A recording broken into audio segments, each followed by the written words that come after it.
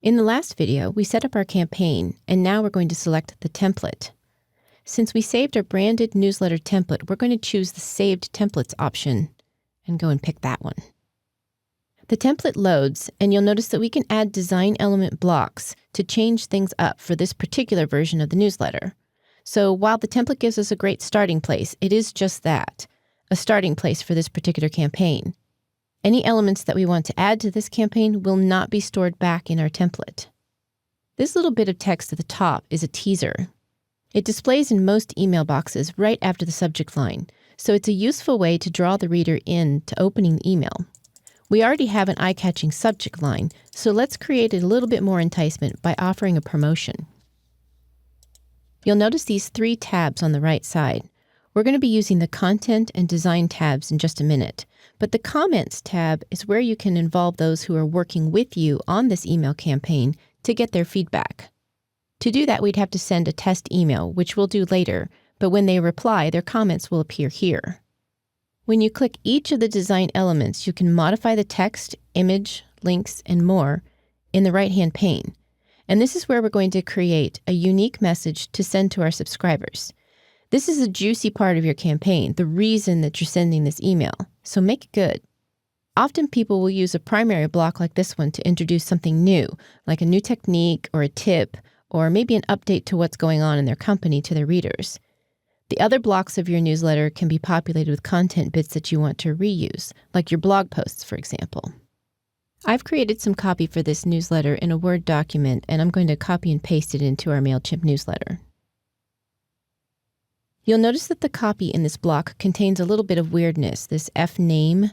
This is the merge tag, and it refers to the first name column in our list data. This tag will get replaced with the subscriber's first name when we send it.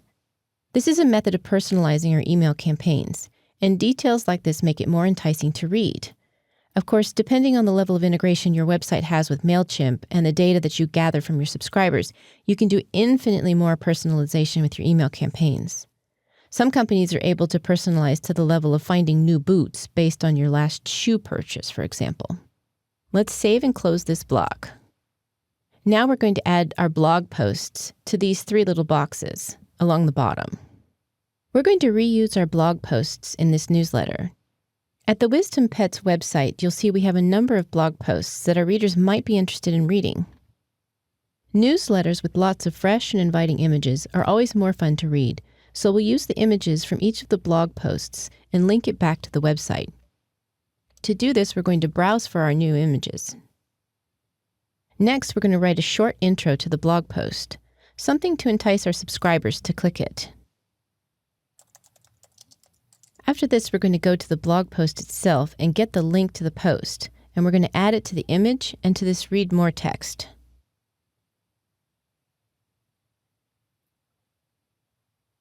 So now we have this great bit of content here with a great picture, a little intro to the blog post, and links. I'm going to pause and fill out the rest of these blog post boxes now. I've taken the liberty of filling in the other content blocks with the images from our blog posts and an intro to each one. Now, this is a great way to reuse content that you've already spent time creating and get it in front of your subscribers. It's also a really good way to drive clicks back to your website, if that's your goal. You may notice, however, that using the images from our blog posts has left us with a situation that the images are all different sizes. So let's get a little symmetry with our images. You can easily resize your images in MailChimp, and I think we'll make them all the same size. But first, let's take a look and see what sizes we have. Let's take a look at our dog image. This one happens to be 254 by 300. Now let's take a look at our cat.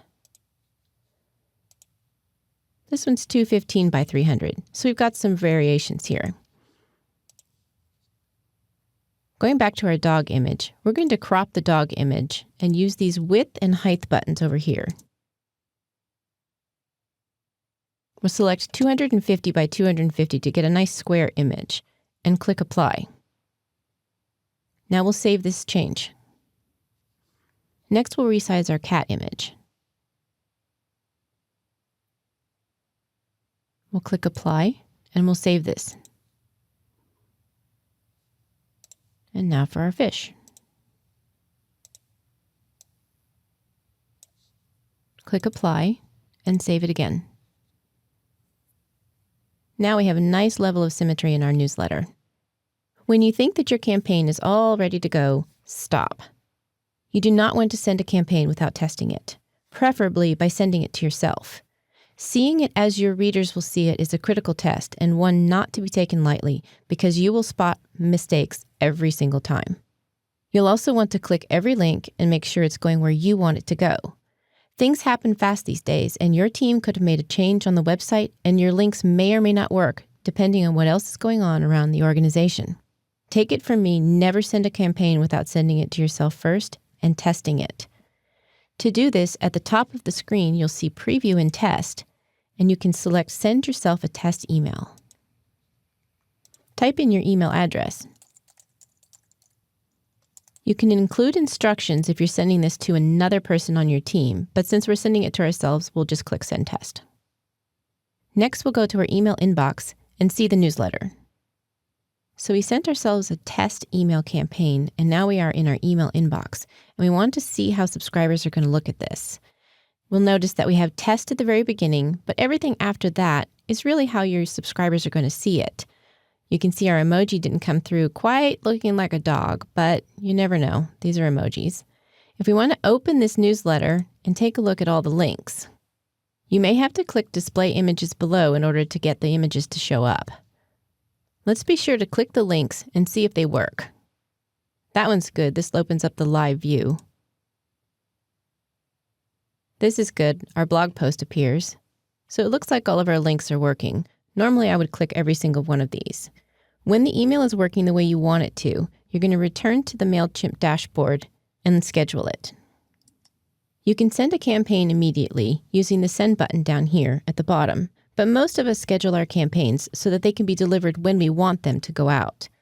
You'll notice that most of these features along here at the bottom are paid features, so we're not going to worry about any of those. Once you've selected your schedule, we can send it in a couple of days and we can choose a time. Let's set it to go at 9 a.m. Eastern Time. Click Schedule. And you can go to the campaigns link to see your scheduled newsletter.